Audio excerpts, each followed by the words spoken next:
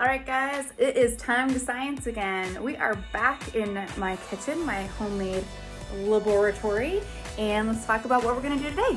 The last time you remember, we sampled a bunch of different things and used the homemade cabbage paper. And I saved those samples, but as you can see, the colors have changed a lot. And you're gonna have a chance to guess why that might have happened. So I have saved a bunch of that paper, but today we get to use something even cooler. So from the science lab, we have actual pH test strips that we can use. We'll take these colors, and then when they've developed, we can compare them to, oh, that's upside down, isn't it? Compare them to the true pH readings, and we will be able to compare our results to the homemade cabbage paper. I also want to say it's really cool so many of you did the experiment at home. I know some of you are asking questions like, why does my paper look so different? I use coffee filter paper, which is designed to absorb water. So if you use regular paper, it might be different. But I know you don't have pH test strips at home. I'm gonna do this experiment for you, and then you will record your observations and be able to ask more questions and do more research on Seesaw. And we also have these cool things.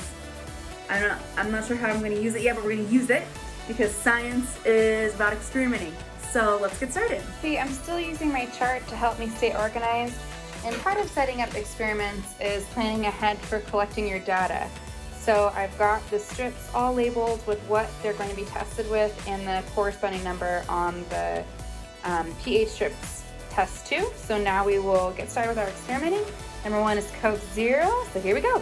Okay, so I've tested a couple already. Coke Zero, what I normally drink for my coffee, orange juice, and black coffee. And you can see there's quite a big difference in what the colors turn out, but we're gonna test them against the pH strips. And now I'm going to do water. And as I do this, I want you to think to yourself and make a prediction. What do you think is gonna happen with the strips? Both the cabbage water and this pH test strip.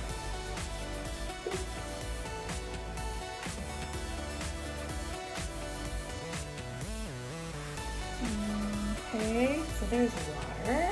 All right, I've tested 5. I'm gonna keep going with barbecue sauce, lemon juice, coconut milk, regular milk, and soda water. Lemon juice, we're gonna do live with our extractor. I'm gonna dip some on here and see if we get the same cool kind of violent reaction. And remember, reaction is when two chemicals with different properties meet each other, and sometimes you have a more intense reaction than others. I just think that's so cool. What a cool color that turns.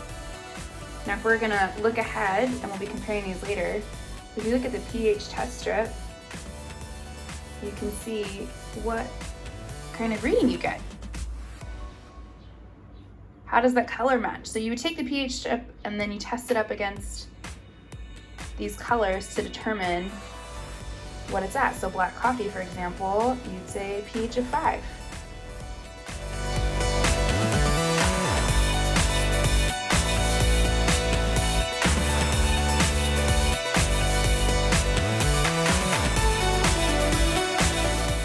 All right, you guys, time to reveal the results. I've lined up all of our samples using the pH scale of colors from this handy guy here.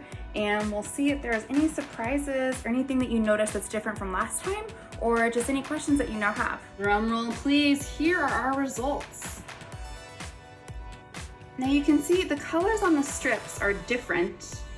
Like this is a green versus this color here, but can you guess what is gonna make that difference?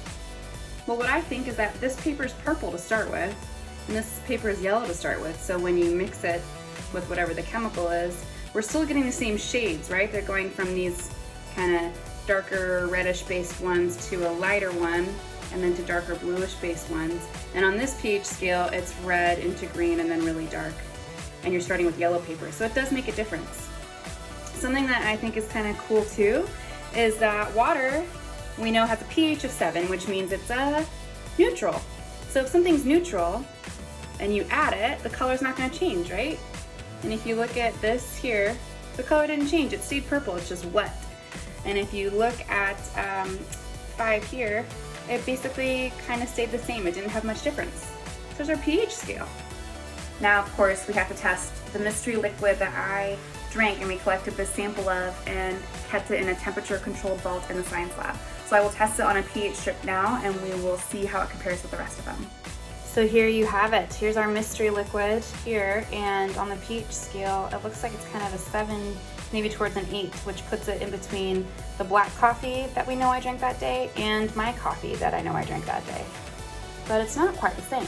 So some questions I'm asking myself, or information I think you should know as we're doing this is, for example, what do I drink in my coffee? What do I normally have? So normally I make my coffee here at home and I bring it to school and drink it there.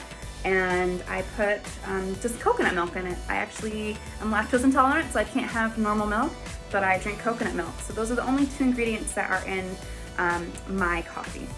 Now that we've done our official science stuff, I thought it might be fun, since I have these pH test strips, to just do some other random stuff again. So I'm gonna find some stuff in my kitchen. I've got lime juice, I've got baking soda, I've got salsa, yogurt, bleach, and vinegar, and I'm just gonna test it and we'll see what the pH is.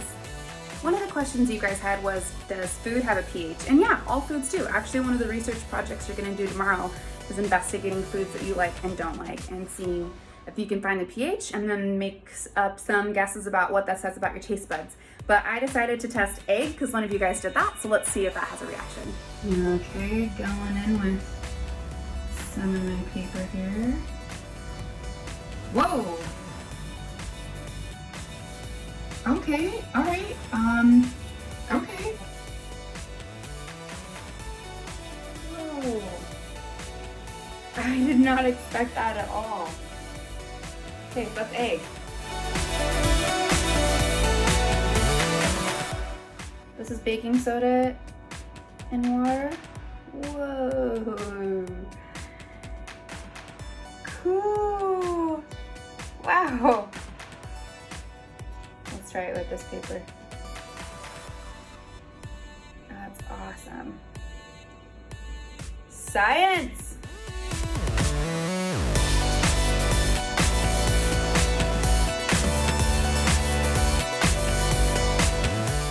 For one final one, we know that the human body also has to reach balance and have a certain pH in order to know that you're healthy.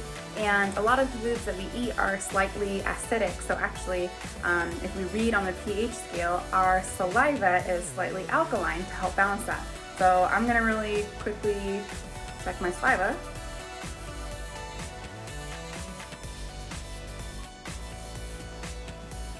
Okay. My mouth is green. Let's see what that means. So pH 7 we know is the pH of water, and that's neutral. And yeah, I would say mine looks kind of neutral. Actually, mine looks like a 6. Acidic. I'm trying to think. You know what? I just had some Coke. I wonder if that makes a difference.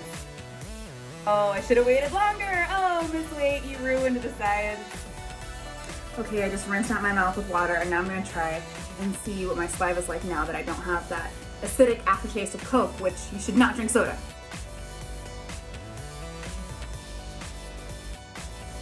Tastes weird. Ooh, tastes weird. Okay. Ooh. All right, I'm gonna put it down next to the scale and we will see if I have the pH that I should have. Now I have my 2 samples of saliva and you can see the difference that it made. I'll point with my handy pointer here. The first sample, because I had just drunk a Coke, it was actually lower than what it should have been. Your normal saliva is going to be 7 to 8-ish. So now that I've rinsed my mouth out with water and my my pH is a little bit more restored, it's more of a normal color up on the scale where it should be. So it really does make a difference what you are putting into your bodies. Okay, I couldn't help myself and I wanted to see what would happen to the pH of my saliva if I drank some soda water. Because if you remember, soda water, when we tested it, it was actually like much darker and a higher color than we expected. I thought it was gonna be like normal water. Okay, so where's my, so excited. All right, let's try it now. Let's see if it makes a difference. Ugh, I do not recommend eating pH. Okay, let's see what happens. Okay, as I predicted, it totally made a difference. So soda water is higher, oh my gosh, it's getting so much darker. Soda water is higher up on the alkaline scale. So this is when I had just drank some Coke. This was after rinsing out my water with just, or my mouth with normal water. And then this is after having drink some soda water. Whoa! That's it for today. I hope you enjoyed our little at-home science experiment. If you have pH paper, you can of course do this, but that's okay. We will try to get some of this done when we get back to school. And now, if you can please log on to Seesaw and finish up the slides and answer the questions. Have a great day.